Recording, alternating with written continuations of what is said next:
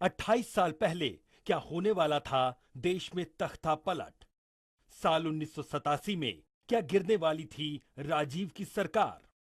साल 1987 में क्या दिल्ली पर सेना कब्जा करने वाली थी। जो कहा नहीं गया और छिपा रहा किन्हीं वजहों से, और अब 28 साल बाद किताब के जरिए पुराने इतिहास को झकझोर रहा है।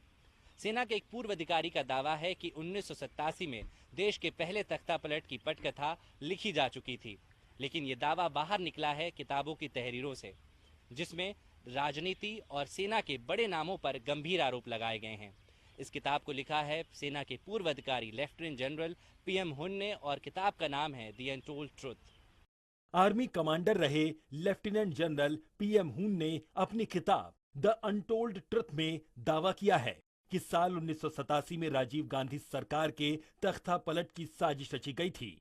हून वेस्टर्न कमांड में पोस्टेड थे। उनका कहना है कि पैरा कमांडोज की 3 बटालियंस को एक्शन के लिए दिल्ली जाने को कहा गया था। पैरा कमांडोज की 3 बटालियन में एक वेस्टर्न कमांड की भी बटालियन थी।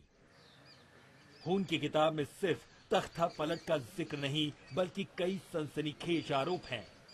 हून के मुताबिक साजिश के तार राजनीति से सेना तक जुड़े हुए थे। इस तख्ता पलट की साजिश में कोई एक किरदार नहीं, बल्कि कई बड़े नाम थे।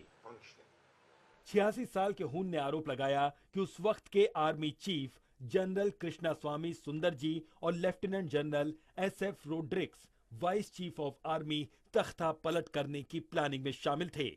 एक तो था कि जब के सुंदर जी वो चीफ ऑफ आर्मी स्टाफ थे, और ज्ञानी जैल सिंह और शुक्ला विद्याचरण, इन्होंने तीनों ने किसी तरह एक बनाया था कि इसको हटाओ। अब लोग कहते हैं कि ये ठीक नहीं, हमने आपने बोला। एक मैंने देखा है एयर मार्शल का, वो कहता है कि ये हो ही नहीं सकता कि आर्मी करे। अरे आप ज्ञानी जाल सिंह जो को जब उस वक्त पूछा था तो उन्होंने क्या जवाब दिया? उन्होंने ये जवाब दिया कि देखिए मैं इस वक्त कुछ नहीं करूंगा, लेकिन मैं अपने मेमोइर्स लिखूंगा, और उस memoir they will be publish after my death, के मैं मर जाऊंगा, दफन हो जाऊंगा, उसके बाद वो खुलेंगे। आप जाके पढ़ लें क्या लिखा है। हुन की इस किताब में उन नेताओं के नाम का जिक्र है जिन्हें तख्ता पलट का सूत्रधार बताया गया था। इस किताब में इस बात का भी जिक्र किया गया है कि उस वक्त तख्ता पलट के लिए उन नेताओं से मदद लेने की योजना बनाई गई थी जिनके राजीव गांधी के साथ संबंध अच्छे नहीं थे या फिर खराब हो चुके थे। उस कड़ी में बड़े नामों में तत्कालीन राष्ट्रपति ज्ञानी जैल सिंह से लेकर राजीव गांधी के कैबिनेट में मिनिस्टर रहे वीसी शुक्ल भी शामिल थे। 1987 में चंडीगढ़ में पीएन हून का फेयरवेल फंक्शन हुआ था। उस वक्त पंजाब के गवर्नर सिद्धार्थ शंकर रॉय और ज्ञानी जैल सिंह की मुलाकात हुई थी। बातचीत के दौरान ज्ञानी जैल सिंह ने राजीव गांधी को करप्शन और लापरवाही में डूबा बताया था। जैल सिंह का आरोप था कि राजीव गांधी को 1984 के सिख विरोधी दंगों की कोई परवाह नहीं थी। उस वक्त ज्ञानी जैल सिंह राष्ट्रपति थे और राजीव गांधी देश के प्रधानमंत्री। जो मुझे पता है वो ये थी कि राजीव गांधी बात नहीं मान रहा था प्रेसिडेंट की, और सुंदर जी ने भी बड़ा कोशिश किया पर वो नहीं कर रहा था। और ज्ञानी जैल सिंह ने लिखा है कि हाँ, he was not reliable, he was not listening to what I had to say, और ये अपने आप कर रहा था। तो मैं चाहता था कि इसको हटा के और कोई और प्रधानमंत्री, जो कि उस वक्त नरसिम्हा राव का नाम अगर मुझे भूलता नहीं, he wanted Narasimha Rao to come in. तो ये तो सब चीजें एडिट हुई हैं, लिखी हुई हैं, और ये कहना कि ये गलत है, गलत हो ही नहीं सकता। हुन के मुताबिक राजीव गांधी में वीसी शुक्ल कैबिनेट मिनिस्टर थे।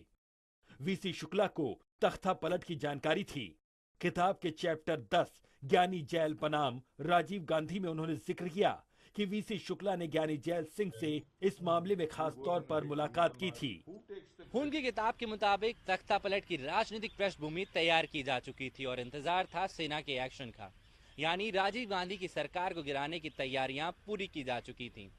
इस किताब की माने तो इस भूमिका के 2 अहम किरदार थे, तत्कालीन राष्ट्रपति ज्ञानी जैल सिंह और तत्कालीन जनरल के सुंदर जी। अनटोल्ड ट्रुथ किताब में हून ने दावा किया कि मई-जून 1987 में वेस्टर्न कमांड के चीफ के तौर पर वह दफ्तर के कामकाज को लेकर दिल्ली में थे और उसी वक्त उन्हें 3 पैरा कमांडोज बटालियन को मूव कराने के ऑर्डर की जानकारी मिली थी। सेना मुख्यालय की ओर से वेस्टर्न कमांड के हेडक्वार्टर को भेजे गए पत्र में 3 पैरा कमांडो बटालियंस की मांग की गई थी। इन तीनों बटालियनों में पश्चिमी कमांड के तहत काम करने वाली पैरा कमांडो और नॉर्थ एवं साउथ कमांडो के तहत 9वीं और 10वीं पैरा कमांडो शामिल थीं। मैंने आपको बताया ना कि ये मैंने आर्टिकुलेट किया था 1987 में मैं रिटायर हुआ तो 89-90 में तो ये तो जिंदे थे उस वक्त तो he was alive and so was Shukla alive. तो इन्होंने बोला क्यों नहीं, उस वक्त क्यों नहीं बोला? देख लीजिए आप, पर नहीं बोले, क्यों नहीं बोले? लेकिन आपकी बात पर, आपकी किताब पर कुछ अधिकारी जो हैं सेना के, वो ये भी कह रहे हैं कि ऐसा सेना नहीं करती, किसी और पर्पज के लिए सेना को बुलाया गया होगा। जब मैं कमांडर हूं, मेरे ट्रुप्स हैं, मेरा पूरा western army right from Lahore to Rann of Kutch मेरा एरिया है, तो मुझे ना पता लगे कि क्या हो रहा है मेरे कमांड में? हद हो गई। Not a single troop is allowed to move without my permission.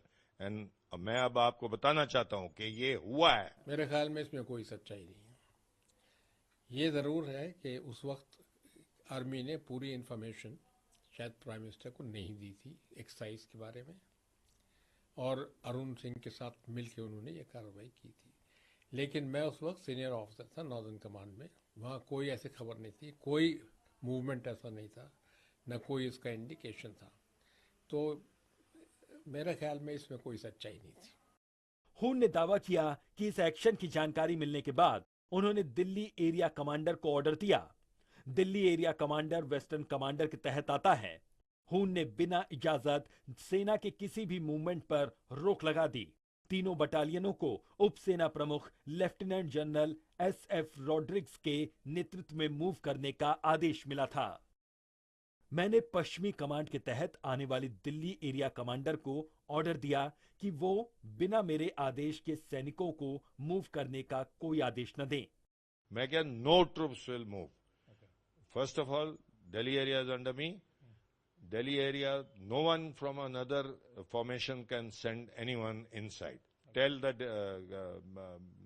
Delhi area commander, no troops will be allowed to come into Delhi. और अपनी जो फर्स्ट पैरा है बिल्कुल ही काट दो, उनको बोलो नहीं। मैं फिर राजीव गांधी को ब्रीफ किया। जिस वक्त मैं राजीव गांधी को ब्रीफ किया उसके बाद मैं रात को ठहरा हूं, कहाँ? अपने मिलिट्री एरिया में।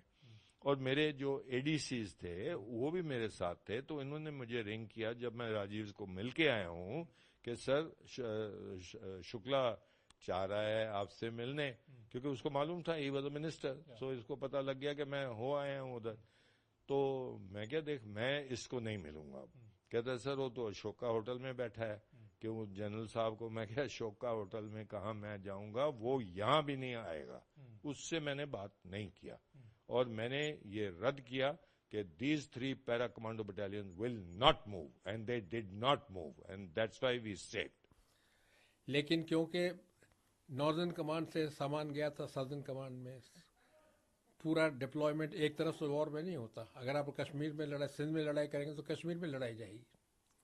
तो ये सब देखते हुए उसको इस तरह सामने आ जाती बात कि ये सुंदर जी ने उसको अपनी पब्लिसिटी के लिए और अरुण सिंह की पब्लिसिटी के लिए और ये दिखाने के लिए मैं बहुत बड़ा स्ट्रैटेजी से ये शायद किया हो, लेकिन उन्होंने एयरफोर्स को भी शायद कुछ खास बतलाया नहीं था, और ना अगर राजीव गांधी को बतलाया तो लड़ाई कैसे लड़ सकते थे।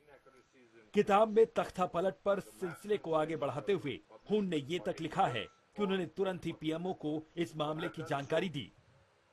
हून ने इसकी जानकारी राजीव गांधी और उनके प्रिंसिपल सेक्रेटरी को दी।